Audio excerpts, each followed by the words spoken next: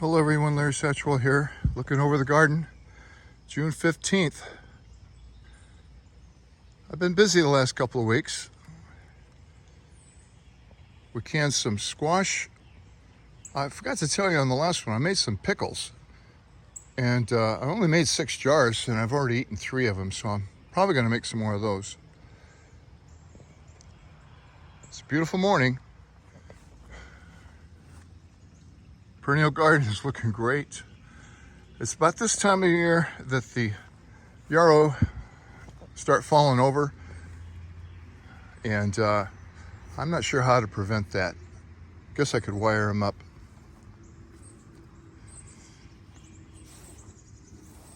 Petunias have really come into bloom since the last time I saw you, and so have the echinaceas. Look at that beautiful echinacea right there.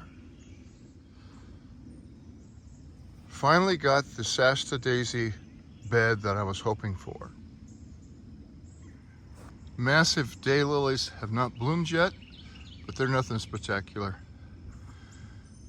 The foxglove, got some new ones coming up from the bottom down there. I should chop these off, but I really want them to go to seed. I found this hosta on sale at Walmart for $3 the other day, so I bought one. I did go ahead and just cut all of the coreopsis down, and they're already back. I did that about a week and a half ago, right after the last video. The Nicotina, I'm so excited. I've got Nicotina coming up in the basement. In the evening, I like to come down here and stand next to this. It's such a lovely fragrance, and it's really powerful. You smell it from several feet away. You can still smell it this morning. And this is what I'm going for. I want some white and then some of this blue, and then I want to put the red in front of it and the yellow in a different spot. These strawberries are just going crazy. I had about a half a dozen of them on some vanilla ice cream the other night. It was good. It was good. The balloon flowers are starting to flower. I need to collect those and put them in more than one spot. This verbena, let me show you about the verbena. Time out. There have been a lot of yellow finches in the yard, so I put this feeder up in Ethan's butterfly garden here, thinking it would attract them, but no, they haven't been there at all, but they have been loving this verbena that comes up everywhere, and that's who's planting it. There's some down by the barn, there's some up on this hill, some on the other end of this tomato bed, and I've got some footage of that. The canna lilies, the hummingbirds prefer that now over the hummingbird feeders. I've got some hummingbird feeder footage, and not a lot to show you there, but they come and flee so quickly. Had a couple of tomatoes already. This charger's growing out of its cage, and the zucchini are starting to show their age. They haven't died back yet, but we're not getting nearly as many. There's 3 straight 8 cucumbers in here, and there's one that needs to be picked. It's probably beyond its prime, but I see about a half a dozen more in there, and they have really taken over that cage. Another charger. This is the verbena I was talking about that was planted here last year. Came up again. I didn't mess with it. And this Sunglow, I think this Sunglow is not a determinate tomato. I'm pretty sure. We're going to get some corn here shortly. It's tasseling out. This is a peaches and cream from the Boss Brothers nursery.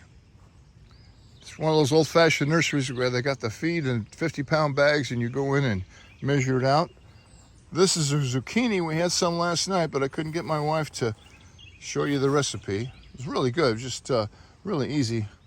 Some mozzarella and Parmesan cheese and a little olive oil. I'll do one on the next zucchini. Ethan's butterfly garden, looking great. The bronze fennel has bloomed, and so has the bee balm. There's some bee balm here and some on the other side.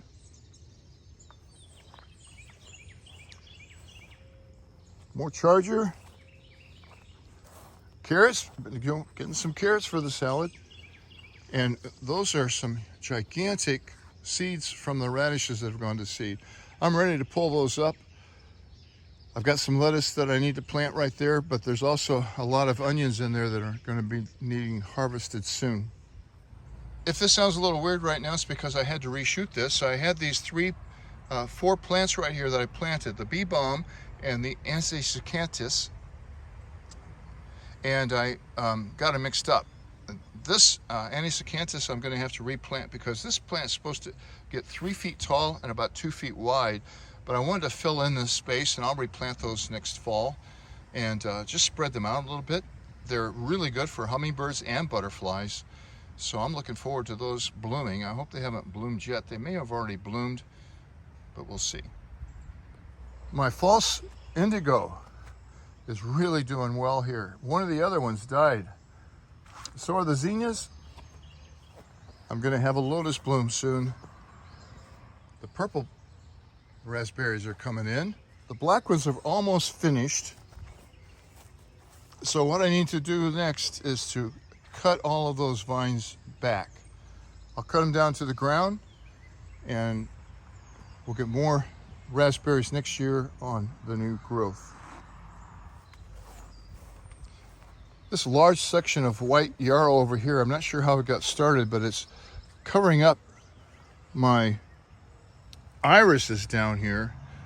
I'll probably end up pulling all of this out because I've put some rocks on this Glencoe. That's that purple raspberry. Put some rocks on that. That will root right there. And I'm going to go ahead and let this bed become a raspberry bed because we love raspberries. This is the other false indigo, and it's doing well, but I had one right over here underneath this little crane, and it died. I'm not sure why.